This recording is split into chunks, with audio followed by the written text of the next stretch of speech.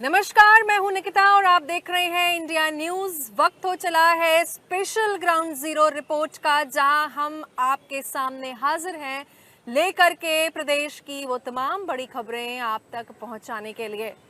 तो रुख करेंगे सबसे पहली खबर का, जो लखनऊ से टीवी स्क्रीन पर, जहां इंटरनेशनल स्पेस स्टेशन पहुंचे शुभांशु शुक्ला।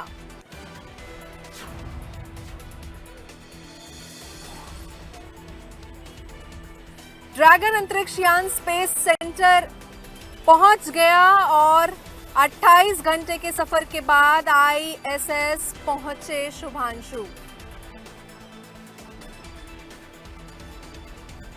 हालांकि आपको बता दें कि 14 दिन तक स्पेस में रहेंगे शुभांशु शुक्ला और 14 दिन तक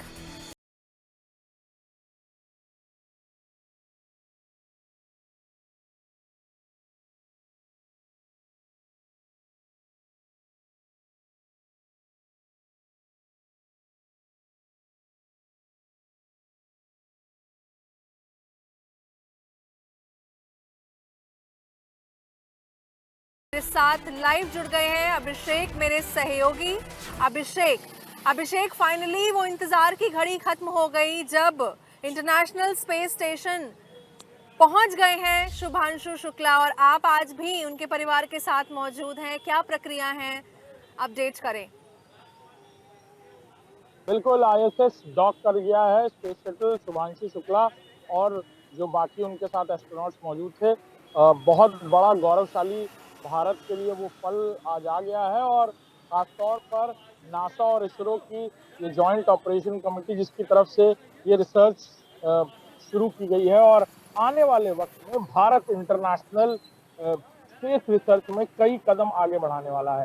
भारत के बेटे शुभांशु शुक्ला ने 41 साल बाद भारत को फिर से वो गौरव दिया है कि भारत ये कह सके कि वो भी स्पेस रिसर्च में ना सिर्फ दुनिया के बाकी देशों की तरह ही लगातार आगे बढ़ रहा है। और राकेश शर्मा के बाद दूसरे एस्ट्रोनॉट जिन्होंने स्पेस में कदम रखा है, शुभांशु शुक्ला, पूरा परिवार न सिर्फ गौरवान्वित था, उनके लिए बहुत बड़ा दिन और बहुत बड़ा पल था।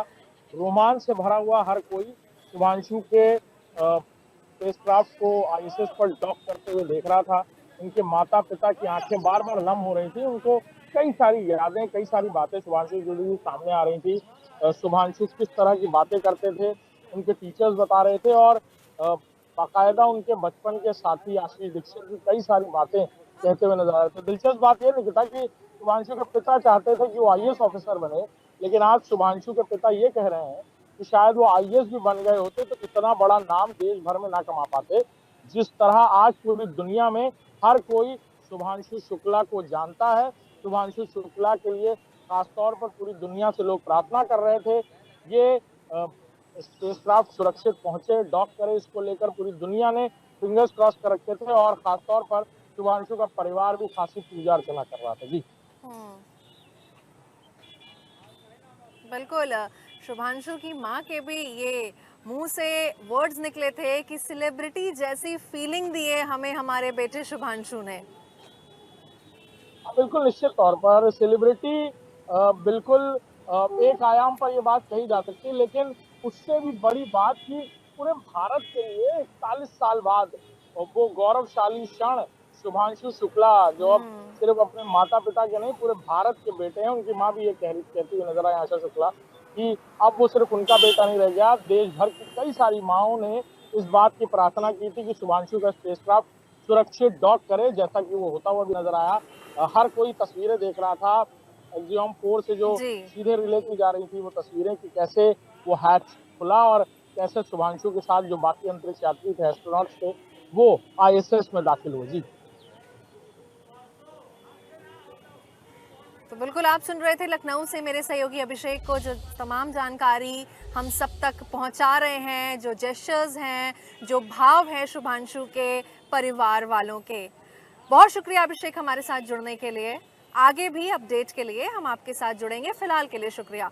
अब रुक करेंगे दूसरी बड़ी खबर का, जो इटावा से है। आपको बता दें आपके टीवी स्क्रीन पर, जहां पर ग्राम दादरपुर में उपद्रवी का जो बवाल है वो सामने आया, जहां उपद्रवियों ने पुलिस की गाड़ी पर हमला कर दिया। आत्मरक्षा में पुलिस की तरफ से भी फायरिंग की गई और उपद्रवियों को खदेड़ने के लिए ये जो पूरी फायरिंग है उसे किया गया।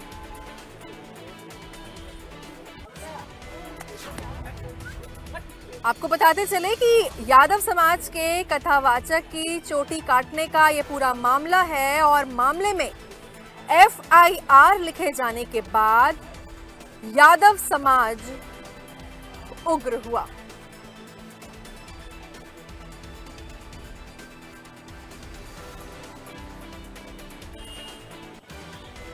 इटावा से मेरे सहयोगी सौरभ मेरे साथ जुड़ गए हैं।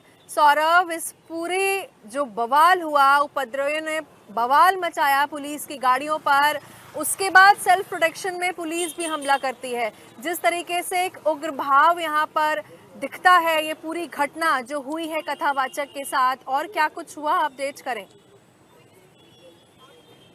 जी निकिता जी, मैं आपको बता दूं, आज 26 तारीख है और 26 तारीख को जो अहीर रेजिमेंट उसके राष्ट्रीय अध्यक्ष गिरिधर यादव ने 26 तारीख को इटावा पहुंचने की सोशल मीडिया के माध्यम से बात कही थी और यहाँ 26 को आके विरोध प्रदर्शन करने की बात कही थी। आज जो इटावा के बकेवा थाना क्षेत्र के मेन हाईवे पर उनके साथी पहुंचे और वहां पर जाके उन्होंने उपद्रव किया। पहले थाने का घेराव किया, फिर उसके बाद पुलिस की गाड़ी पर भी हमला किया गया, पुलिस की गाड़ी को तोड़ दिया गया। पुलिस ने अपने बचाव में फायरिंग भी की और उसके बाद गुस्साई पुलिस ने करीब उपद्रवियों को 19 उपद्रवियों का गिरफ्तार भी किया गया है और 13 मोटरसाइकिल के साथ साथ एक सफारी कार जिस पर सपा का झंडा लगा बताया जा रहा है उसको भी बरामद किया है।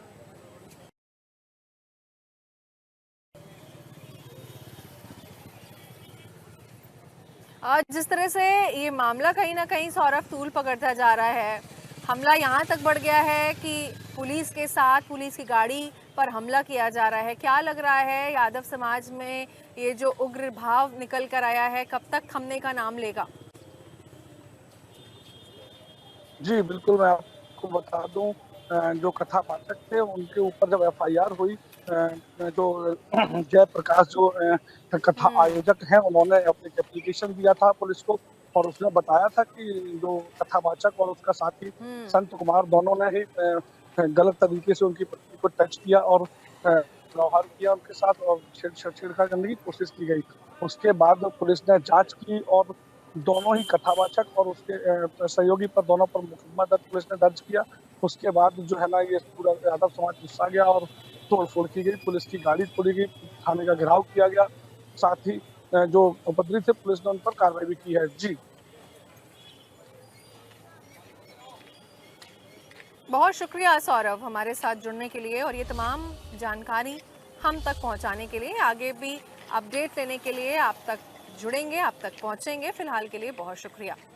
तो अब रुक करेंगे अगली खबर की ओर जो सीधा महोबा से आ रही है, जहां आपको बता दें कि ऑनलाइन गेम किस कदर खतरनाक हो सकता है। यहां पर PUBG गेम की लत ने एक परिवार को तोड़ दिया, जहां गेम के दौरान पत्नी को दूसरे युवक से प्यार हो जाता है। पति को 55 टुकड़ों में काटने की धमकी मिली।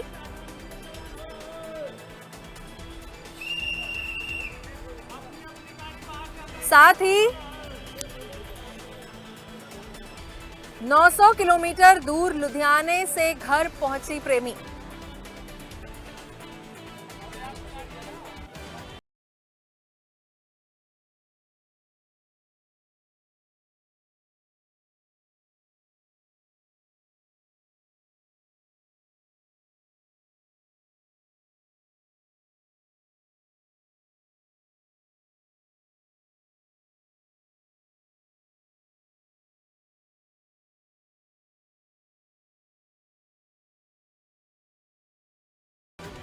तो अब सीधा रुक करेंगे महोबा से। मेरे सहयोगी रमाकांत मेरे साथ जुड़ गए हैं। रमाकांत, ये पबजी किस तरीके से नए नए ट्विस्ट एंड टर्न ले आया एक परिवार में, तोड़ के रख दिया एक परिवार को, और क्या कुछ हुआ अपडेट करें।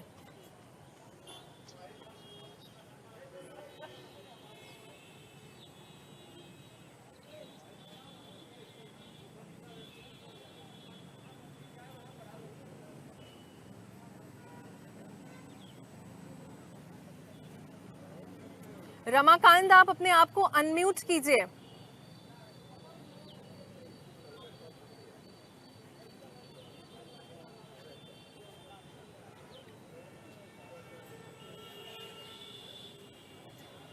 रमाकांत, आप अगर मुझे सुन पा रहे हैं तो अपने आप को अनम्यूट करके फिर जो ताजा अपडेट है, जानकारी है, वो हम तक पहुंचाएं।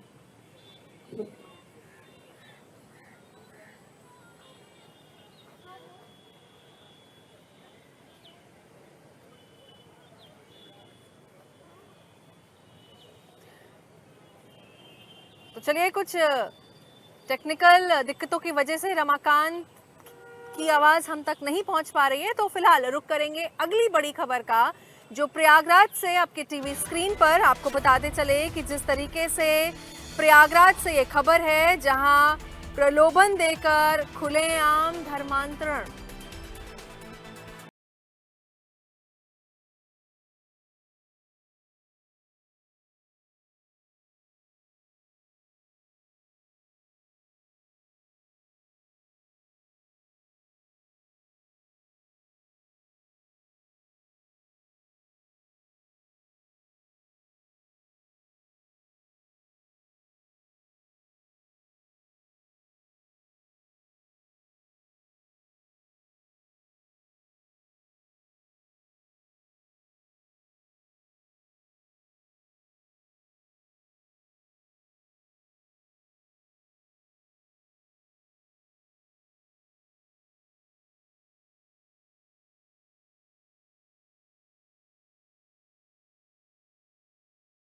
मेरे सहयोगी अमित श्रीवास्तव मेरे साथ लाइव जुड़ चुके हैं। अमित, क्या है पूरा मामला?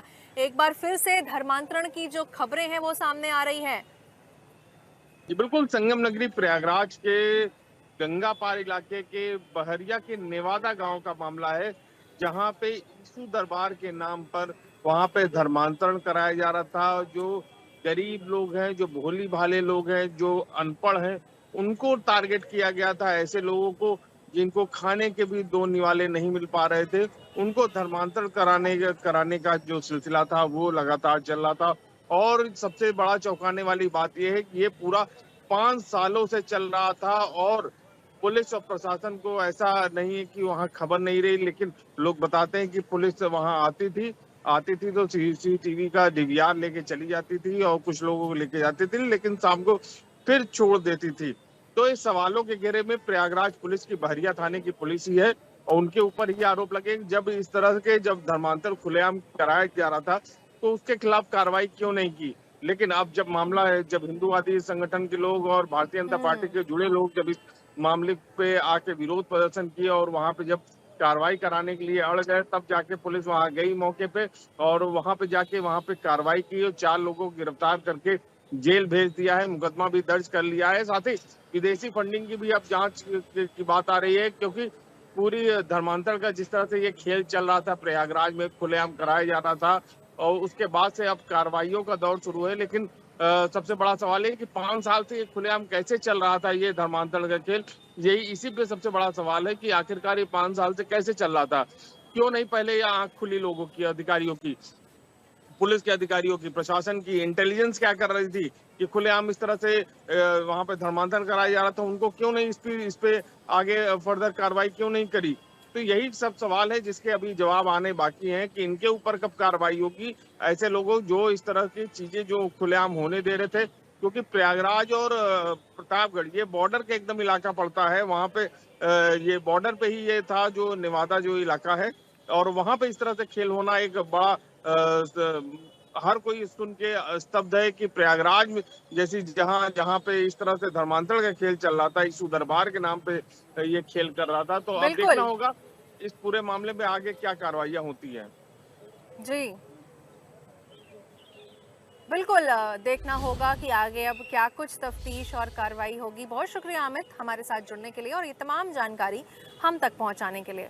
तो अब रुक करेंगे अगली बड़ी खबर का, जो आपको बता दें संभल से आ रही है, जहां पर पोस्टमार्टम बदलने के रैकेट का पर्दाफाश हुआ है और 50,000 में पोस्टमार्टम रिपोर्ट बदलने का ये जो पूरा खेल है वो सामने आया।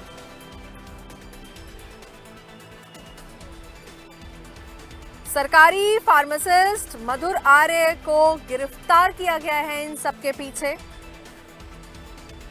और मामले में पोस्टमार्टम हाउस में वार्ड बॉय भी किया गया गिरफ्तार। और अब इस पूरे मामले में डीएम ने 3 सदस्यीय जांच कमेटी बनाई।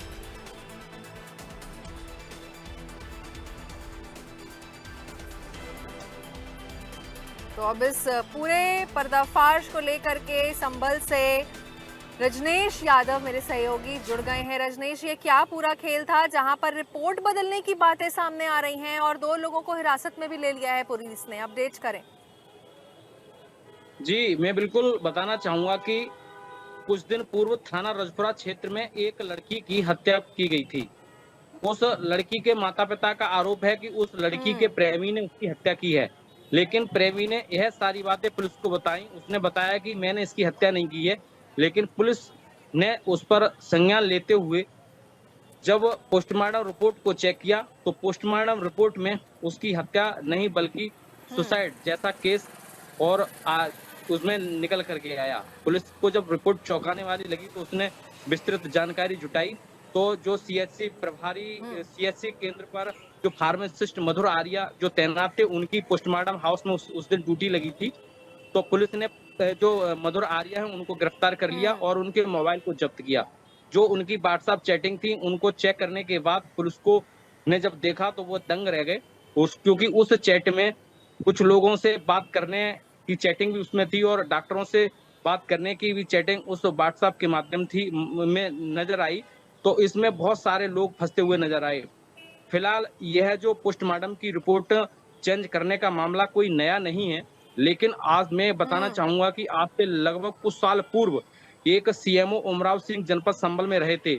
उनके समय में भी एक महिला की हत्या हुई थी। उसका जो असमोली की रहने वाली थी उसका सब दफन कर दिया गया था। उसका भी बिसरा की जो डिब्बियां थी उनको रख लिया गया था, लेकिन किसी अन्य बॉडी की आंतों की जो पार्ट से उनको लैब के लिए भेजा गया था। जब वहां से लैब की रिपोर्ट आई तो वो बिल्कुल नॉर्मल आई, जबकि उस महिला को जहर दे करके मारा गया था। फिर पुलिस ने उन सबको उखड़वा करके उसकी जांच कराई, फिर उसके बाद उसके आरोपियों को जेल भेजा था।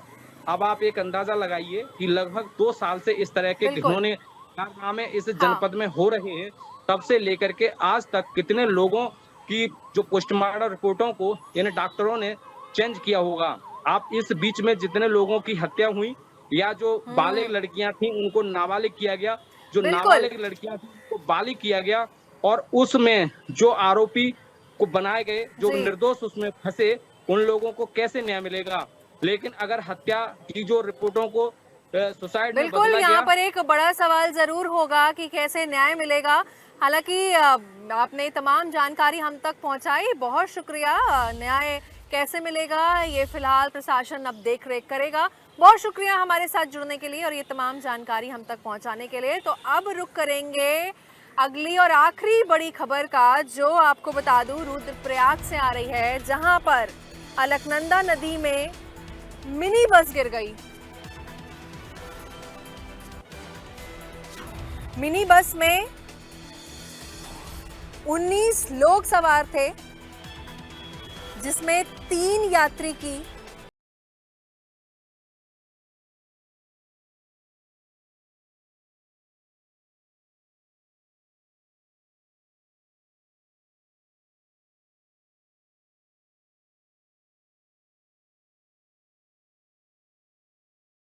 हामी ने इस हादसे का संज्ञान लिया है और मृतकों के परिजनों के प्रति सीएम ने संवेदना जताई।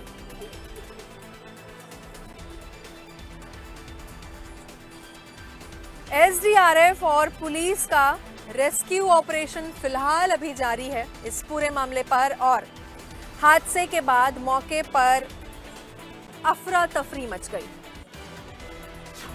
और आनन फानन में कई आला अधिकारी स्थल पर पहुंचे।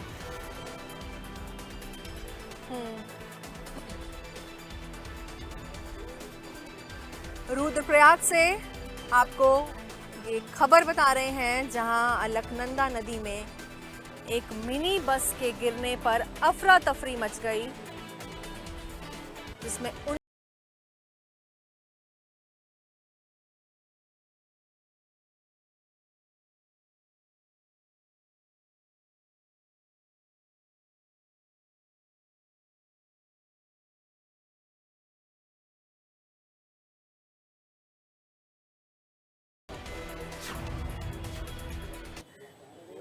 सचिन। तो फिलहाल आज के लिए इतना ही। आपको हमने दिखाया देश और दुनिया की, साथ ही प्रदेश की वो तमाम बड़ी खबरें। कल फिर से एक बार फिर से शाम 6:30 बजे लेकर के हाजिर होंगे आपके सामने अपनी स्पेशल ग्राउंड जीरो रिपोर्ट। तब तक के लिए मुझे और मेरी टीम को इजाजत दें। देश और दुनिया की खबरों से जुड़े रहने के लिए देखते रहिए इंडिया न्यूज़ उत्तर प्रदेश उत्तराखंड।